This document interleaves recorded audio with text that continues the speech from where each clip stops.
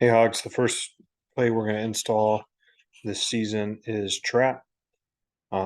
Trap is an A gap to B gap run play. So what you will notice for our install for our run plays this year is that we're going to go inside run plays to out.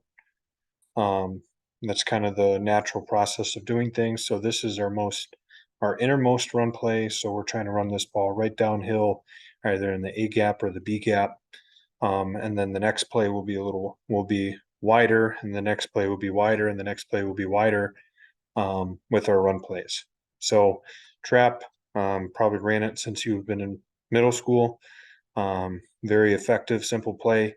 I'm going to talk about the rules. I'll show some film of trap, and that'll be it. So hopefully you guys have already watched my um, my blocking videos that say day one, because those blocking or skill videos will be used with the trap play.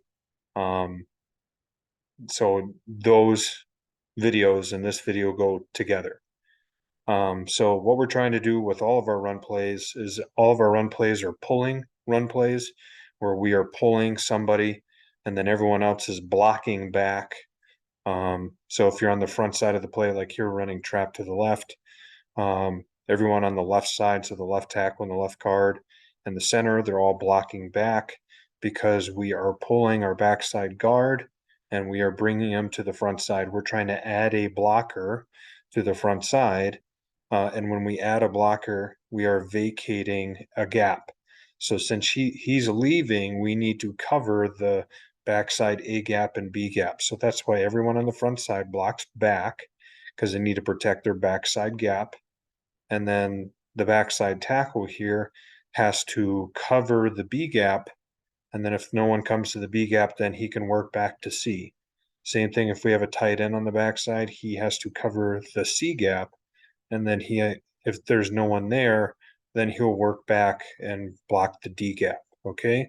So front side blocks back.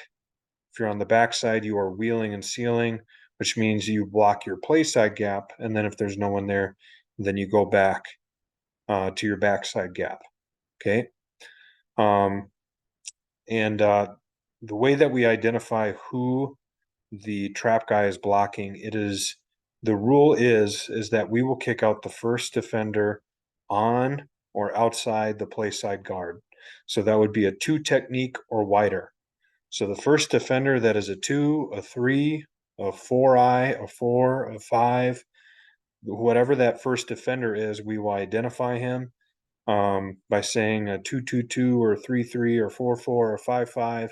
We will identify what technique he's playing pre-snap, and that way this guard knows if the guy is really close in a 2 technique or if he's farther out in a 4 or 5, so he knows how fast he's going to hit this guy. So we will first identify who that guy is. Okay. Um, Whoever is covered by the guy we're kicking out, they are rip releasing up to the first backer inside, the FBI. Okay. So let's get into our rules. So we'll talk about the play side tackle first. So against this look, the guy we're kicking out is a 4 technique. So he'll say 4-4-4. So he knows that he is going to take the path of least resistance to get to the first backer inside, the FBI right here. Um, and I say path of least resistance because if this end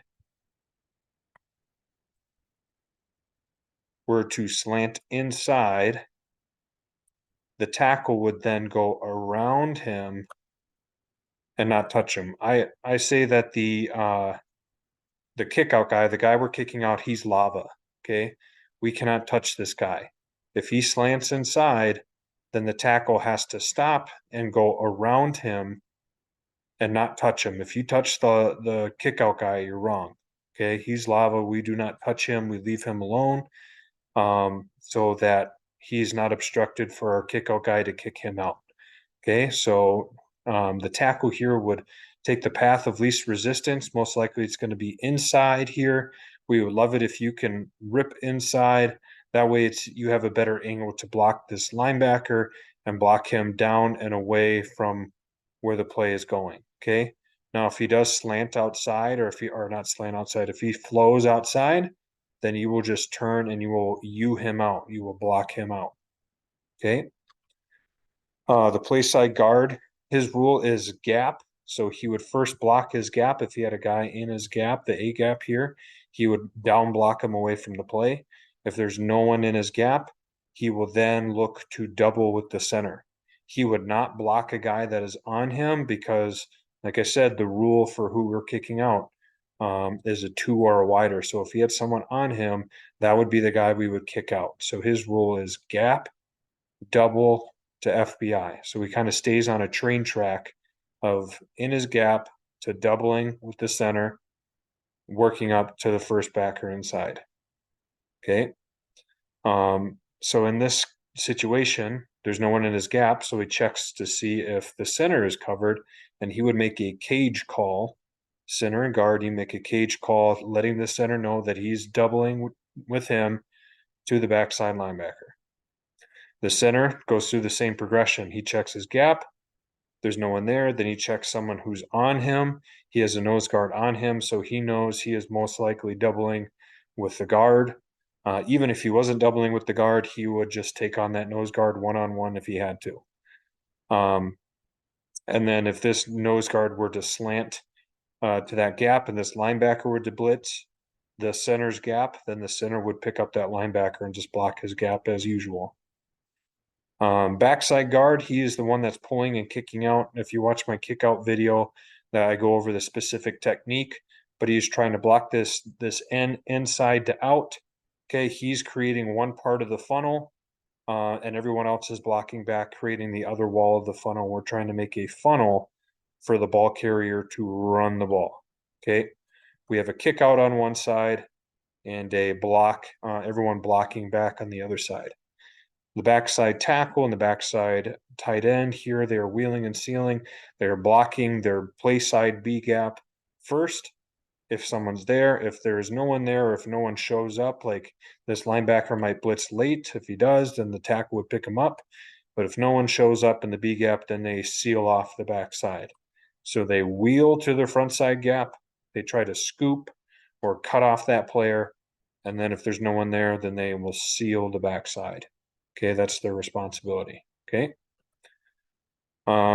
Let's watch it or see it against a different type of defense here. So here, this is a joker call. This will be kind of an add-on to this play. A joker call is if the play side guard, so if we're running trap to the right here, that play side guard to try to influence this defensive lineman and the linebackers to kind of flow away from the play. A joker call means that play side guard will then pull to try to influence the linebackers and the guy we're trying to kick out in front of them, trying to influence them out because they see that pull, even though we're running the ball inside of that player. So it's just a little influence block. So that's a joker call, and we'll make that later on. But I wanted you to see it. But in this case, if we're just looking at a rule for trap, we trap a 2 technique or wider. In this case, this guy is a 2 technique here.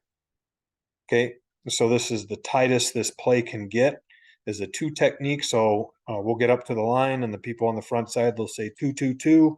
So they know it's a 2 technique. This backside guard knows, okay, this is going to happen really, really quick. He's pretty much just going to cross the center's butt and he's going to be hitting that guy right there. This can be extremely fast if this guy decides to slant inside.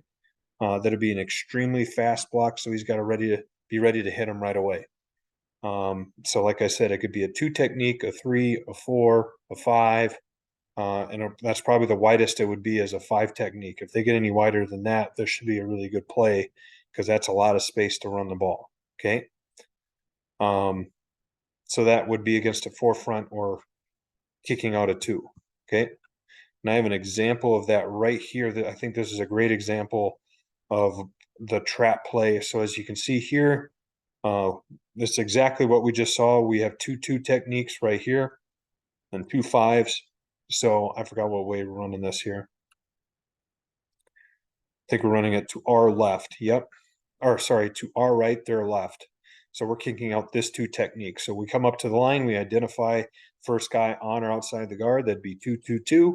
So this guard knows that he's the one releasing to FBI, who would be that guy right there. Okay. This tackle, he is going to stay on his course and will most likely block this guy as well because that's the first backer inside. Okay. This tight end or H will do the same thing. He's coming in. If this guy crosses his face, he will wash this guy past the play. Backside or the center is going to block backside this two technique right there. He can also make a cat call, and we'll talk about that later on. Where the cat means center and tackle cat, where the tackle will come down and help punch that two techniques to help the center take him over, and then the tackle will then seal the backside. Okay, and that's a cat call. It could be a cat call or just the center working back to block him by himself. We have the pull kick out. It's going to happen fast. And then, like I said, the tackle is wheeling and sealing the backside. Okay, so you'll see the kick out here. That'll be one side of the wall. And then you see the center blocking back.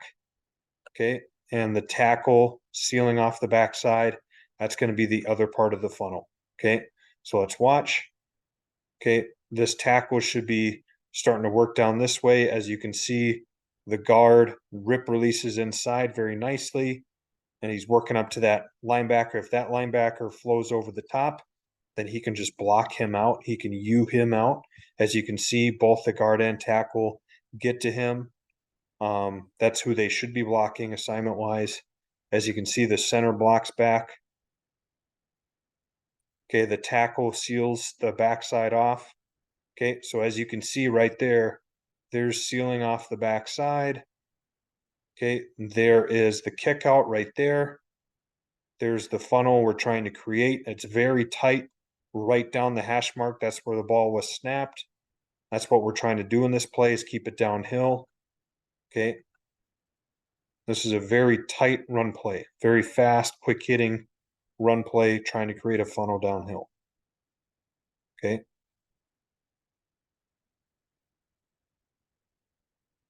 I think this is another trap play here. Yep. Okay, this time we're running trap to the left. So the first guy on or outside the guard. So this guy's on the inside of the guard, so that we're not going to kick that guy. He's a one technique, so the guard would down block him because he's in his gap. So they would identify 5-5-5. That's who they would say. Play side tackle. His rule is gap. Is rip release to backer. So he would be right up on the backer right away. Here we can have a cat call where he's working back to the three technique, helping out the backside tackle, or he could just be working up to the first backer inside, and the tackle would just take that guy by himself. Okay, and obviously the backside guard's pulling and kicking this guy out. Okay, so let's watch the play here. So you can see the left tackle works up to the linebacker. Okay, you see the guard blocks down on his guy and maintains his leverage on the defender. Okay, the center, he works back to the three to make sure the tackle's got him, and then he works up to his linebacker. Okay, and the linebacker flows over the top, so he tries to wash him past the hole. Got there a little late. Okay, tackle does a great job sealing off the backside B gap here like he's supposed to. Okay, and let's see the funnel. Okay, so there is the kick out. Here's the wall we're trying to create on the other side. There's the funnel we're trying to run the ball through. If our center gets that guy blocked up a little bit faster, that backside linebacker, be a pretty good play.